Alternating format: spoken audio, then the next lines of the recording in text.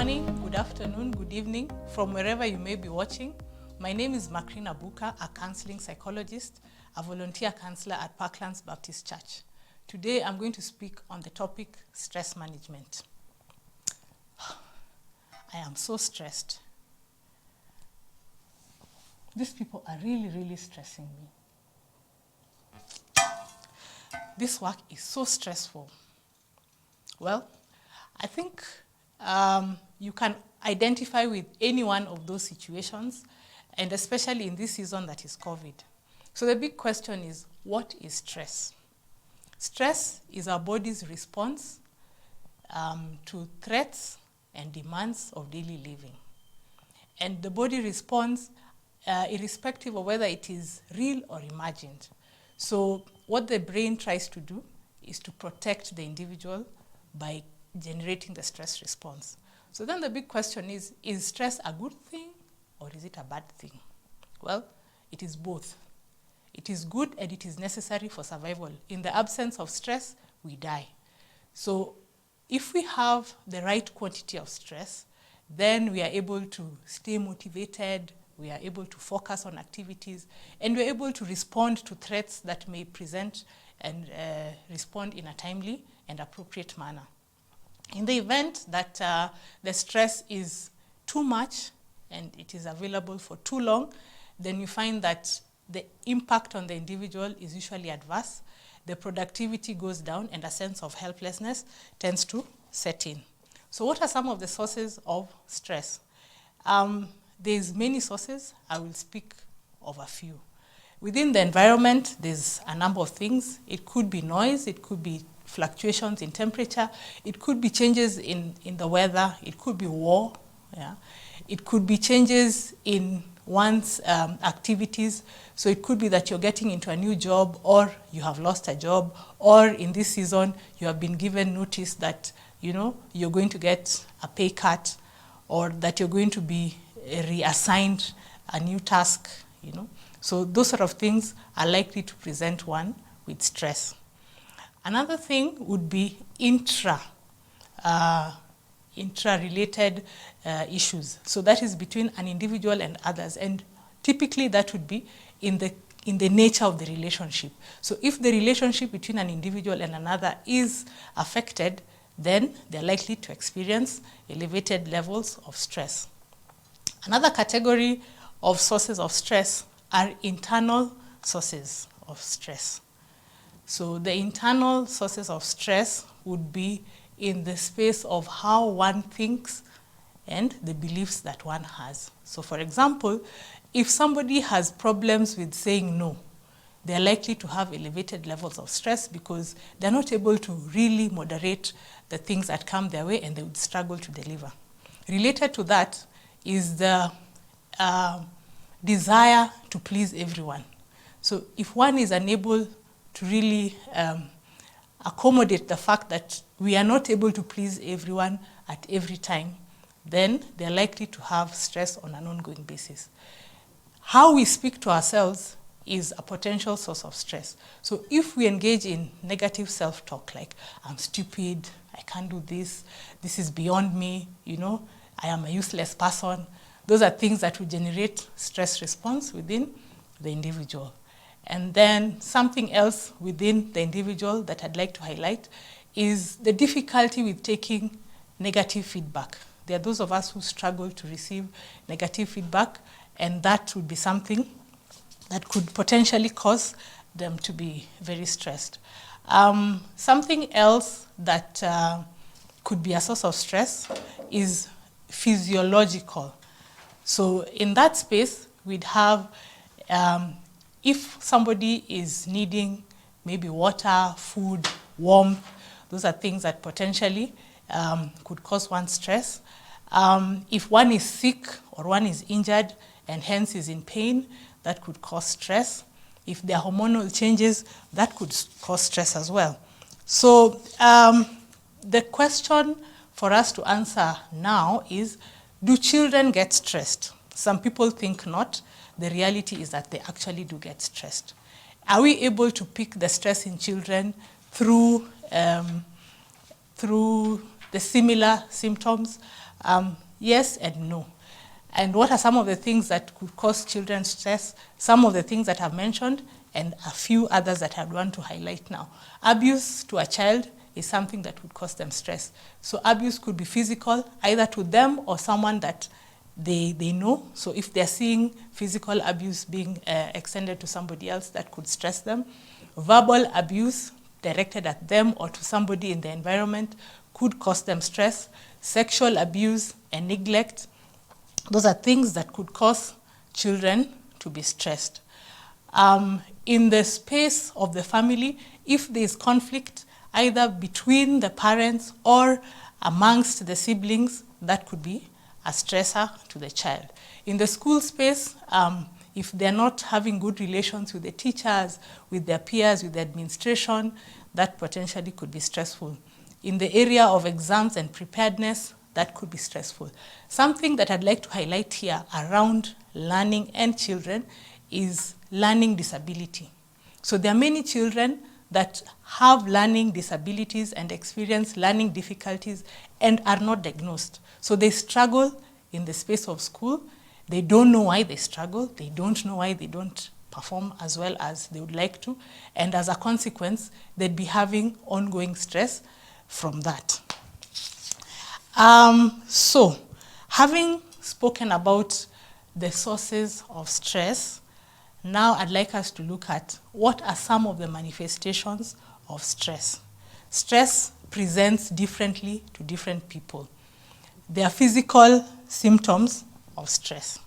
One could have persistent headaches, backaches, stomachache, running stomach, which when subjected to tests, there's usually no infection, but the pain is there and it is real. Another manifestation of stress is in the space of behavior. So you'd find that someone who is stressed tends to be very impatient, tends to criticize a lot, is very restless around others, may isolate themselves, and may engage in behaviors that are considered to be socially inappropriate. Yeah? Emotionally, one may be angry for things that other people looking at them don't believe they should be angry for. They could be anxious, They could be expressing a sense of being overwhelmed and even feeling hopeless. So these are some of the things that could manifest. And something that is also common is crying behavior. You find that some people, when they're stressed, they will cry. And when you ask them, they may not know, or some may be aware and they may be able to share. In children, how does stress then manifest?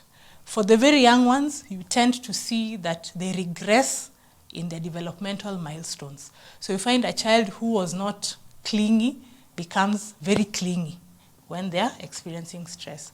You find a child who had stopped wetting their bed returning to that experience of wetting their bed.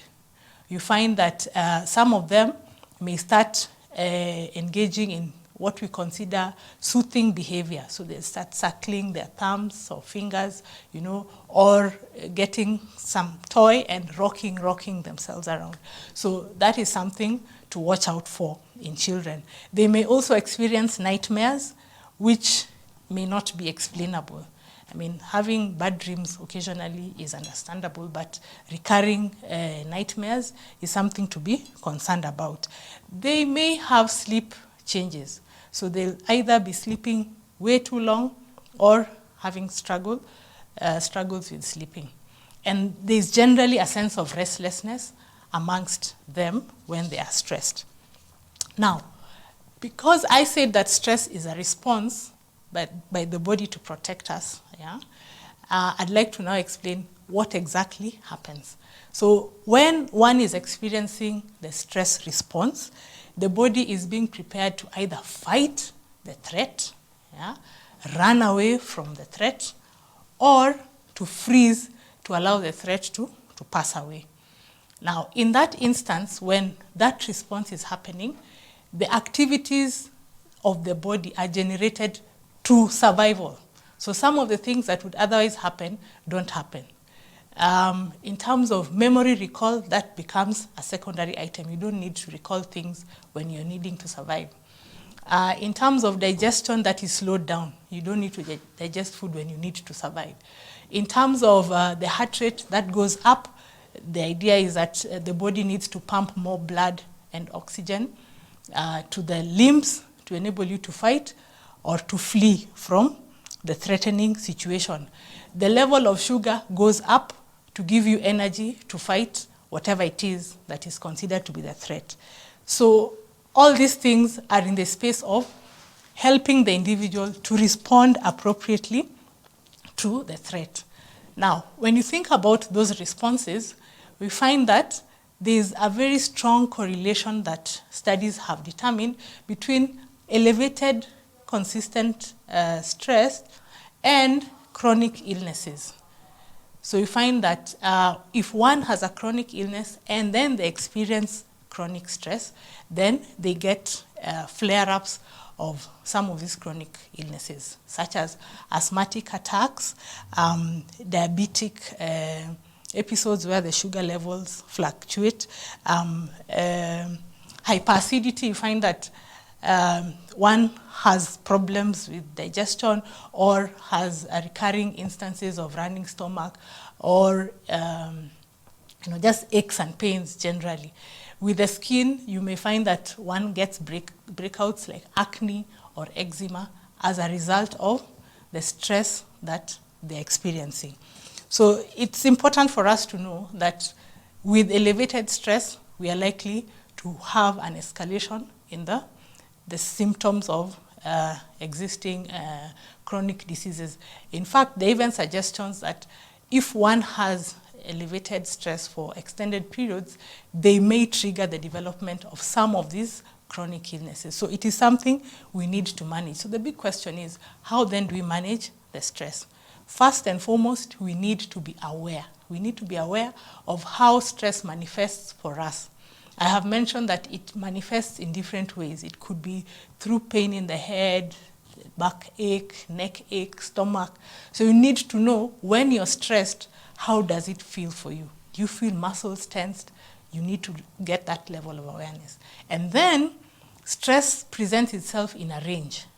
It starts often, it starts at low levels, and it tends to build up. So you want to be able to even rate the level of stress that you're experiencing. So if you are aware of how your body is responding and you're able to rate how it is, the level at which you're experiencing the stress, then getting the appropriate intervention becomes the next thing, because there's a range of things that we can do to manage the stress. A key thing that one needs to manage stress is to have a good social network. And you will see across the different topics that we cover that a good social network is really, really very important. So what does a good social network do? It gives an individual the opportunity to get the support that they require in moments of, in those moments that you feel that you're down, or even when you need to celebrate something. So that is one thing. Another thing that one can do to manage stress is to incorporate exercise in their daily regime. Exercise has a way of bringing down the distress that one has and generating the feel-good hormones, and hence relieving one of the stress that they're experiencing. So one should choose their preferred exercise and incorporate it within their day. Sleep is a very important thing. Many of us don't take it seriously. It is something that we need to take into account quite a bit. And how do you do this? You need to have a good sleep hygiene. And at this point, because there's much that can be done within that space, I just want to say, endeavor to have regular going to sleep times and waking times. That will help you quite a lot in managing your stress. If you need to relieve yourself of stress, then find someone that you can talk to share what it is that you have. Because what also happens is that when you're stressed, you're not really able to think within a wide range of options. So when you speak to someone, they're able to help you to navigate that space. Sometimes you may want to write what it is that you're feeling.